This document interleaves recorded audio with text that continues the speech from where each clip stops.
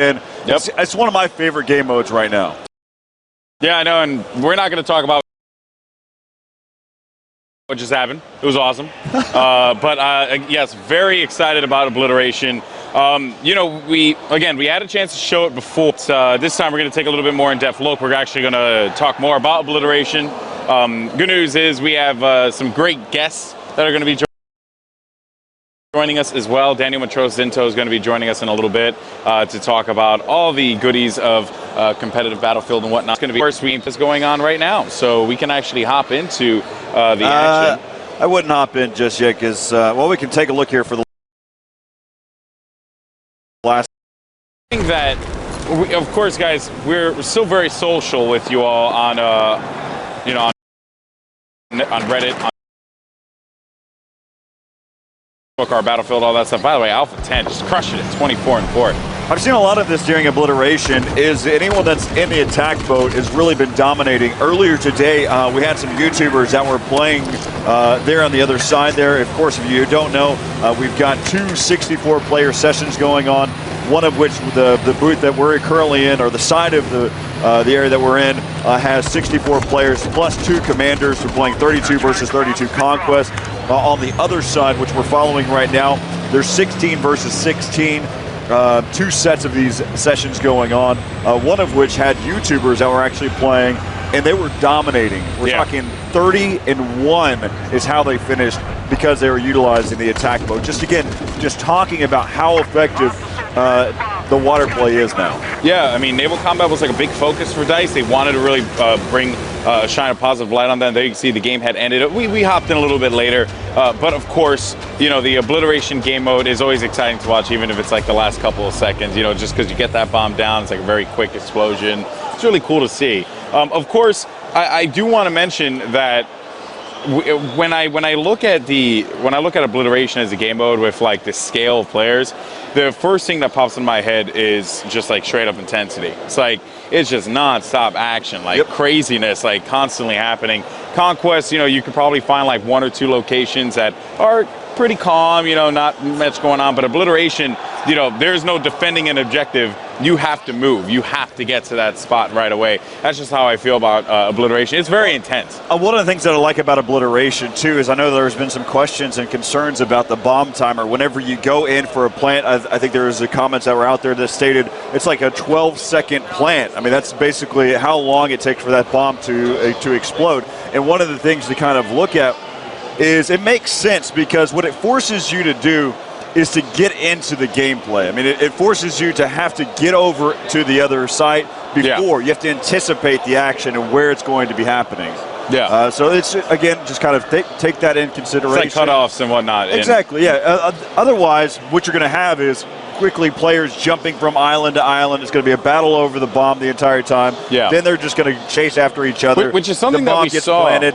They're really, again, you just have to defend for just a moment. Yeah. Now, we've seen multiple times where the bomb gets diffused and it gets picked back up and taken to a completely different location. Yeah, when we saw Obliteration, you know, first come out, like, you know, this weekend or this week, a lot of players were kind of just like, you know, not getting the grasp of it right away, and games were ending very fast. Now I'm noticing games are going the distance more so than not. A lot of players are now starting to get used to it because, again, they come back and they're playing multiple times, so they're getting like more accustomed to the game type. That's from my perspective, of course, but you've been playing a lot of Obliteration. I saw earlier today, like you're really digging that game type. Yeah, it's one of my favorites so far. I mean, again, it's got a true objective for all of the gamers. It's right there. There's a focal point.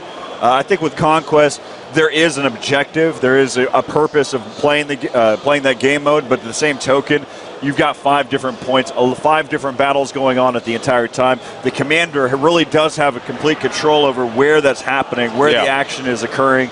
You'll see a lot of UAV scans out populate. We were playing just a moment ago. We saw a UAV scan pop up on the B point, and we're like, we need to get over there because we see all that stuff going.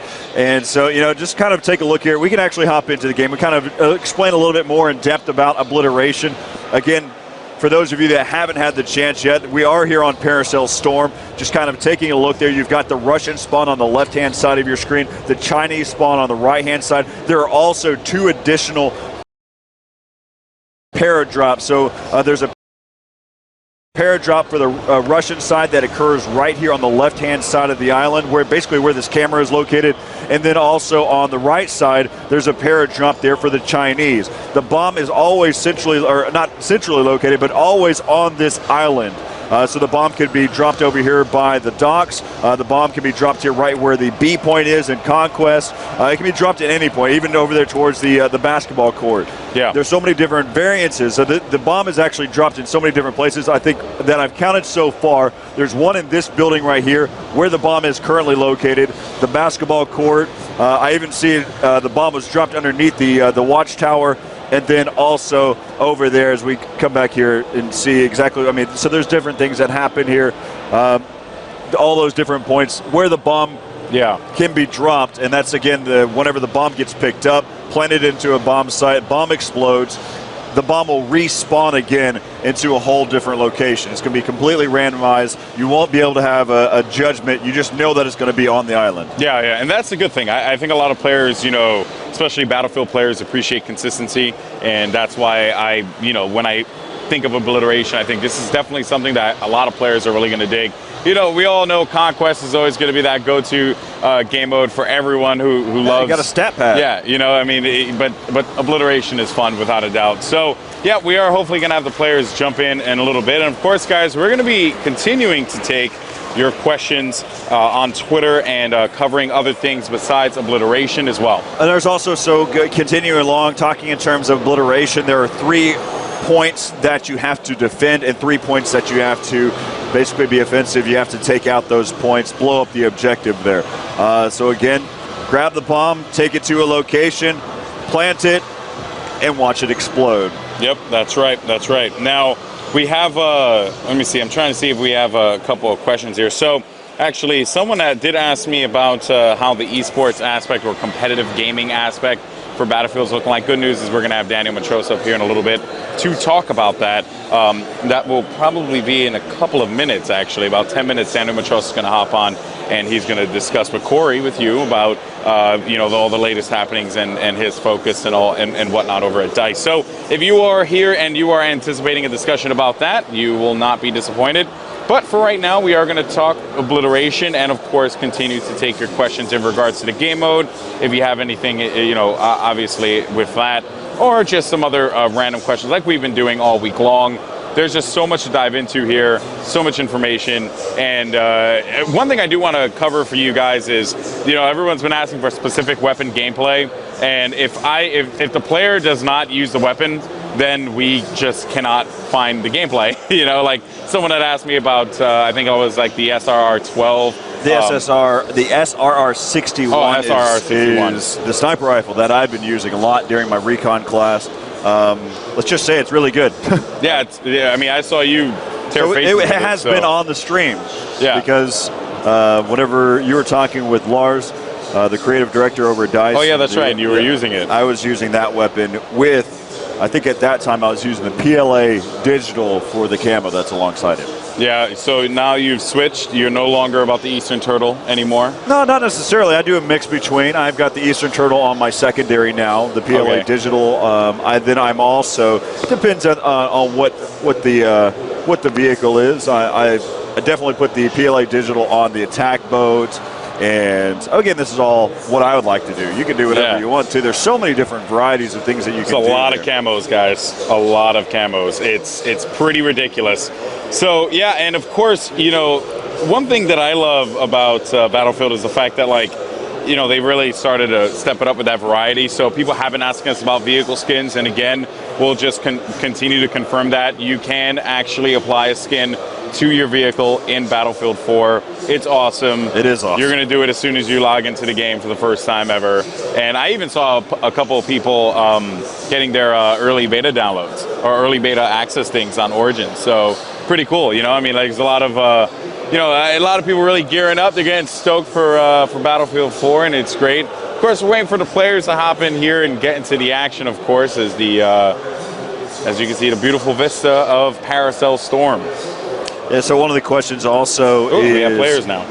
Just talking about these bridges. These bridges are, you can take them out as well, so just trying to get from one point to the next. But let's go ahead and start hopping into the action. Jump over to Bravo 5 if you don't mind. He's using the FAMAS there, and FAMAS with iron sights. And I was using this one a little while ago, and I could say this gun tears it up. I love it. It's such a fun gun to use. Some of the questions that we'll continue to ask, of course, those of you at home are wondering the number of core maps that will be out there on the release. We will also talk about how do revives truly work. There is a purpose and a style that goes along with it. Well, I can explain it now. Might as well. Yeah. So the way that the defibrillators work, again, you can shock your enemy. You can take them down by using the defibs. But also, one of the things to note, so there is the capability of running around and reviving your teammates. If you do a quick revive, meaning that you do not take the time to charge your paddles, it will basically bring them back with low health. And so at that point, they can be taken out pretty quickly. If you go longer and you charge as much as possible, I don't know the exact duration, it really hasn't been set yet, but if you charge for a longer duration and then try to go for the hill or the revive, they'll come back with fuller health. I don't know if it's 100% or not either. So again, these are just things to kind of consider. Just think about it in terms of if you do a quick revive, they'll come back to life, but it'll come back with low health. If you charge up your paddles before you go for the revive, then they'll come back with fuller health. Also, the last thing to note here about any type of revive, you can accept or deny a revive. So if you don't want to get taken down again, which happens a lot, then you can basically deny the revive and just go into redeploy. Yeah, so cool stuff there. I know the guys that don't revive me, bro, are going to be happy about that. You know? So yeah, that is some cool stuff there indeed. And once again, guys, we will cover that again in case you guys didn't hear it. But for the time being, we are following I'm looking at Bravo 5 with that FAMAS gameplay. Who are you looking at? There we go. Now we're back over here. You can see this. This is the PLA digital that we have right here. You can see on the attack. All right. Wow, apologize. And but he's got the bomb. I mean, he's following his objective right now. He is doing the objective. Of course, so he will get that bomb planted. Oh, okay. So here was the thing that I loved, right? So when I was speaking with Lars, we were talking about how the squad spawning works, the purpose of it, and everything like that. And then you get that notification when you're the last guy in the squad. And I was in the middle of a crazy battle, man. Like I was actually fighting for the battle pickup, the Spaz 12 battle pickup that they have there on the island, one of the islands here in Paracel Storm. And I saw that indicator that said last man standing. And I was like, what? I gotta run away and I gotta stay alive. And then my teammates spawned on me and we were able to win the island. So it was like a really cool thing where I kind of like heard Lars in my head. He's like, you must stay alive. And I was like, oh, yes, I must stay alive. And I ended up, really doing well there. So I've been digging the engineers so much. Like I've been playing a lot of support, and for any of the support guys out there, I salute you. Support gameplay is awesome. This guy's about to... Uh-oh. Oh, no. So those of you that know exactly what's happening right now, you can see he's got the C4. And let's see what he can do. He's got the Jihad ATV.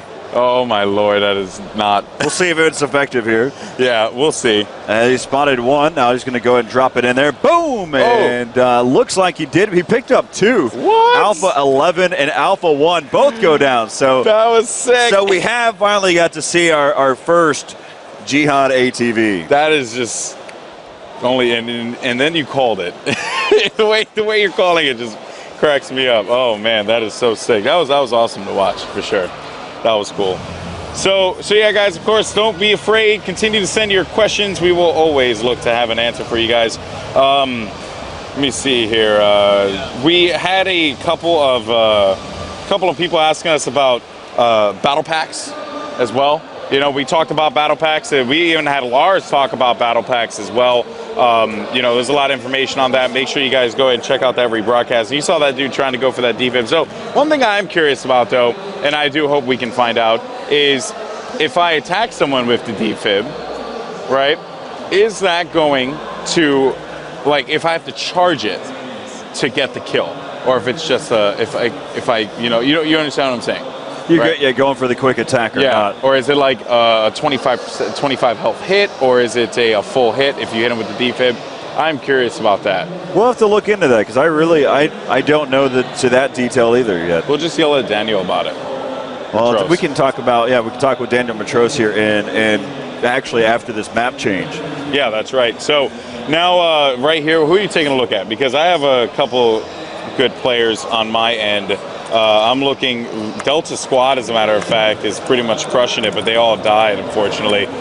Delta Squad on Alpha Team and Bravo as well, so both Delta Squads are doing reasonably well. I'm on board with Alpha 5 right now. As you can see, he's going to try and see if he can get his kill on here, as he's able to pick up a couple kills. And what is that scope he's using, actually? It's going to be the, he's using the magnifier with the Cobra RDS. I like that. That's actually a really cool hookup there with that AK-5C. See if he switches over to it right now, currently utilizing the red dot sight, leaping over a little parkour for you. Yeah, right? It's always cool. And actually, this guy knows what he's doing, so I got to give him credit there. He's pacing his shots wonderfully, getting the angles that he needs. Probably one of the YouTubers right now. Could be.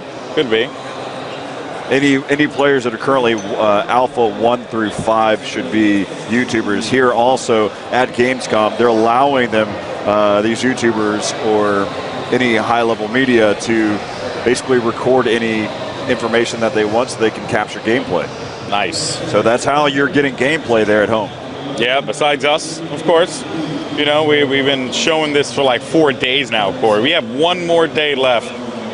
Man, I've never done a convention for this long, and it certainly has been awesome. And look at this guy, Alpha 5, just tearing it up, finding plays all over the place. He is going to get taken out there, and that was going to be by Bravo 3. But let's go back to the Alpha Squad, guys. Let's see, or the Alpha 1 through 5s. Let's see what's going on with them. Well, actually, Alpha 11's doing pretty well. Alpha 5 is doing the best, but Alpha 11's doing pretty solid. Yeah, so here we go. Take a look and seeing how well. I've actually been having a really tough time piloting around. Really? But we'll see. I mean, look how effective it's happening right now. I like that random bullet chart. Well, I mean, bullet hole right in the glass. It's awesome. So you can see the bomb carrier right there as he's able to take him out. So that was going to be Alpha 8 here in the chopper. He's using that Z11W, of course, and really just being super effective with that, getting good angles there, taking out anyone that manages to move over. You saw a squad spawn as well, and Alpha 11, or Alpha 8, excuse me, able to pick up a couple there. Bomb was picked up, dropped once again, and this helicopter man is doing a phenomenal job of giving cover to that bomb site. You can see all of those triangles inside of that building right in front. Wow. All right, so, you know, as we just take a look at how the game is playing and how we see the action so far. I mean, there's just some great gameplay. Again, coming up next, we're going to have a little bit more Obliteration that's going to be happening. We're going to have Daniel Matros coming out. Make sure you hit us up on Twitter. That's @considered_done, @GoldenBoyFTW. We'll be paying attention. Use the hashtag BF4, and we'll make sure we stay connected. We're listening, we're paying attention. Any questions that you have, it doesn't matter how granular you're getting, we'll be able to answer all those questions. That's right. And we're trying to do our best to stay up on the feeds, looking at Twitch chat, also on Reddit as well. So stick around, we'll be right back here in just a moment with more Battlefield 4 action. Daniel Matros, he knows all about competitive gaming, and we'll be back after the break.